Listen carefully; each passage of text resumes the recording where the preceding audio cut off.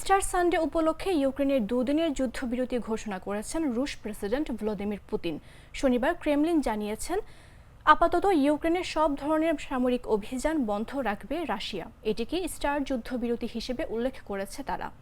Star Sunday খ্রিস্টান ধর্মাবলম্বীদের অন্যতম গুরুত্বপূর্ণ ধর্মীয় উৎসব। এটি যীশু খ্রিস্টের পুনরুত্থান বা মৃত্যু থেকে পুনরুজ্জীবিত হওয়ার স্মরণে পালিত হয়। ক্রেমলিনের টেলিগ্রাম চ্যানেলে প্রকাশিত এক বার্তায় ভ্লাদিমির পুতিন বলেন, এই অস্থায়ী যুদ্ধবিরতি আজ শনিবার স্থানীয় সময় সন্ধ্যা ৬টা থেকে শুরু হয়ে সোমবার রাত ১২টা পর্যন্ত কার্যকর থাকবে। পুতিনের ভাষায়, মানবিক বিবেচনায় রাশিয়া একতরফাভাবে স্টার যুদ্ধবিরতি ঘোষণা করছে। এই সময়সীমার মধ্যে সব ধরনের সামরিক অভিযান বন্ধ রাখতে নির্দেশ দিচ্ছি।